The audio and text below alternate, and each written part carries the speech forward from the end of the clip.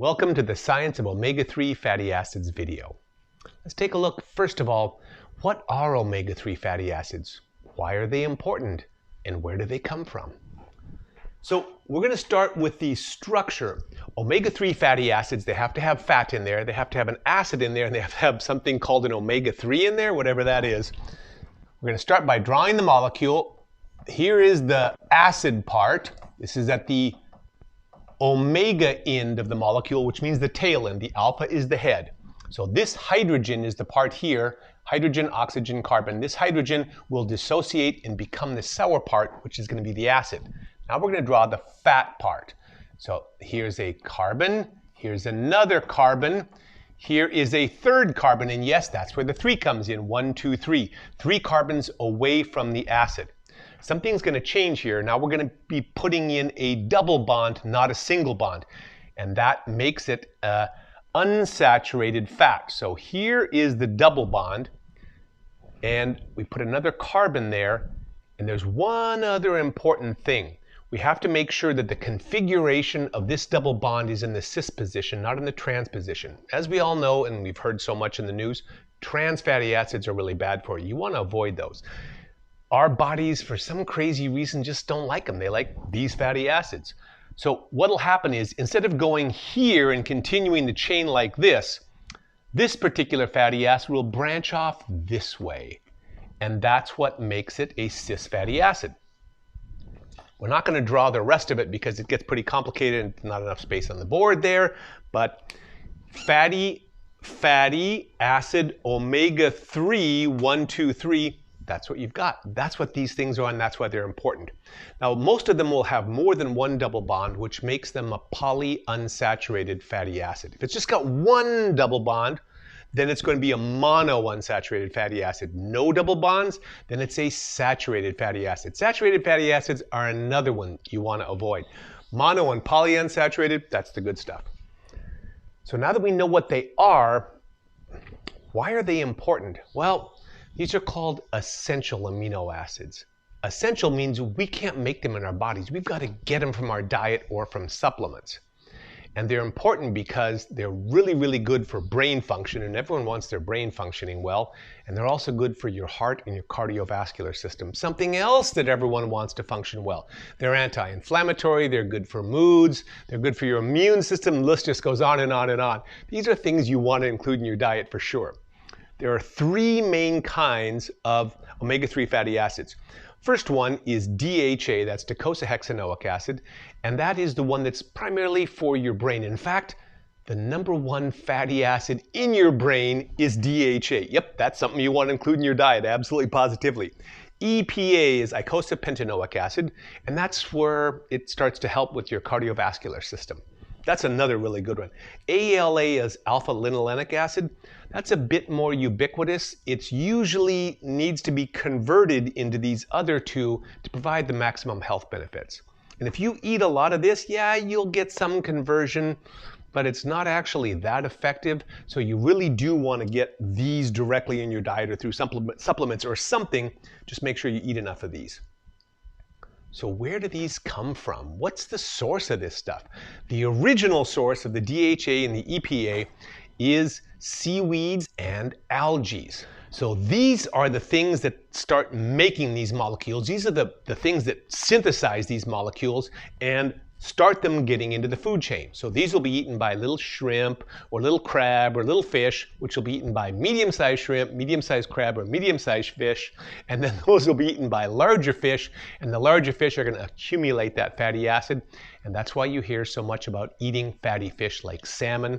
And my favorite, which is black cod. Just as an aside, if you've never had black cod before, I'm really sorry. I apologize in advance because you missed out on the best fish, I think, in the entire world. At least it's my favorite fish. It's from Alaska, Canada, Washington, Oregon, California. If you ever do buy a black cod, make sure you get a big fish because it has a lot more oil. The smaller fish are kind of underwhelming. The big fish, which means 4, 5, 6, 7, 8, 9 pounds and above, those are the great ones. If you're getting one that's 1, 2, 3 pounds, you might be disappointed. This is a cold smoked fish. It was smoked with alder. And just in case you're wondering, if you ever want to see when you're getting a black cod in a market, Well, look for the black lining on the belly there. Then you know for sure it's black cod. There's another fish that looks like this, which is also really good, called Patagonian toothfish, or also known as Chilean sea bass. That's another great fish. It comes from multiple parts in the world, and it looks kind of similar, but it doesn't have that black belly lining. This fish has been cold smoked, and cold smoked to the point where it's not really 100% cooked. It is a little squishy, and it needs to be steamed or boiled or pan-fried or something before you eat that fish. These two, though, have been hot smoked. Now, when I say hot smoked, I don't mean really, really hot smoked. I mean reached an internal temperature of 145 degrees Fahrenheit. That's what the recommendation is to create food-safe seafood, 145 degrees. And these have gone there, and that means that you have destroyed the pathogens in the food, the potential harmful microbes that could sicken humans. Those are all gone. These are safe to eat. And you don't want to go much above that, because then you start to get tough seafood. You don't want tough smoked fish. You want gentle smoked fish.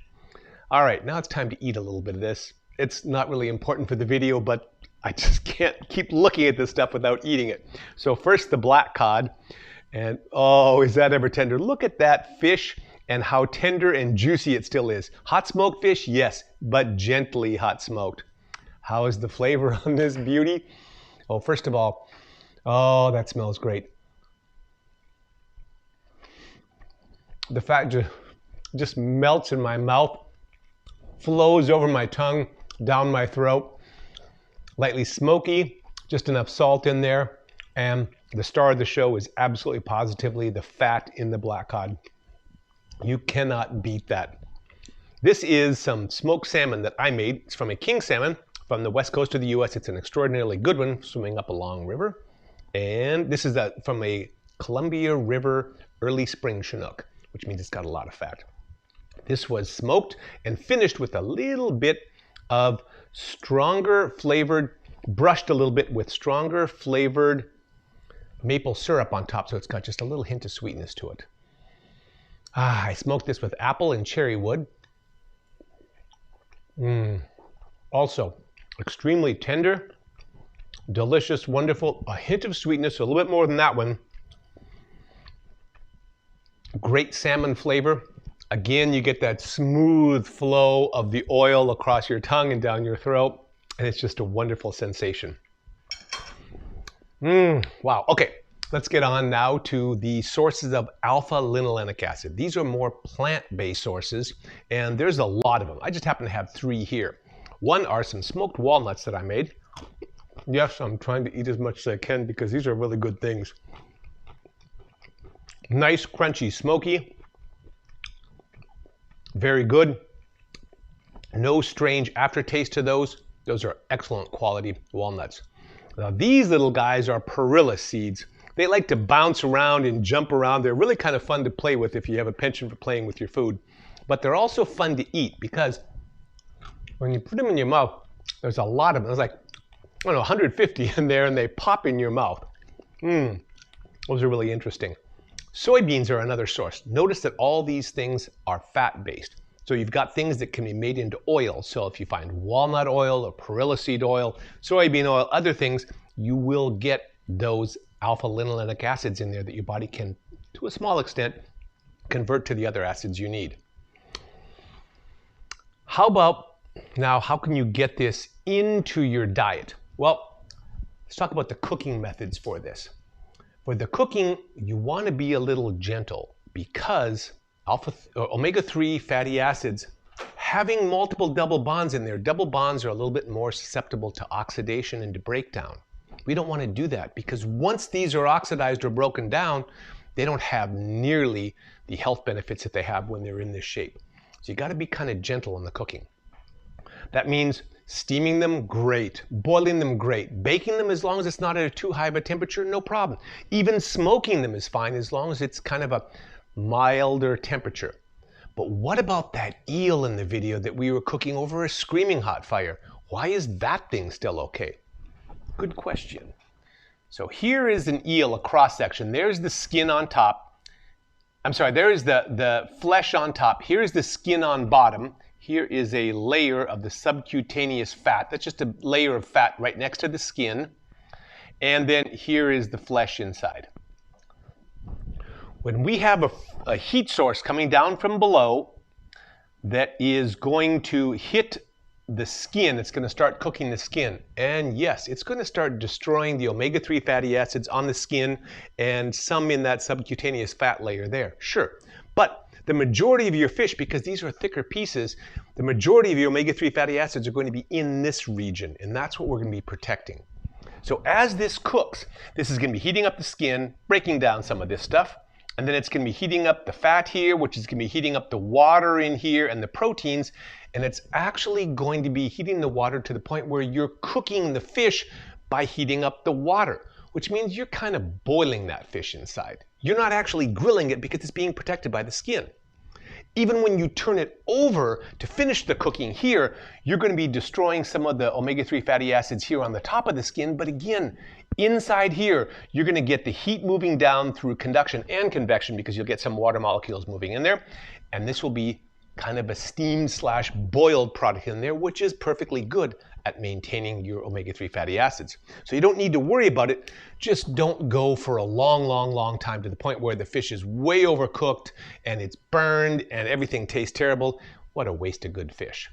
So the takeaway from this is omega-3 fatty acids are something you want to include in your diet. They're great for your health. They taste great. You can get them from multiple food sources. So if you don't like this, you don't like that, you can choose a lot of them. And as long as they're cooked properly, don't cook them until they're just dried out to nothing. You're going to get a really good health benefit from them as well. So please enjoy your omega-3 fatty acids. Just make sure you cook them responsibly.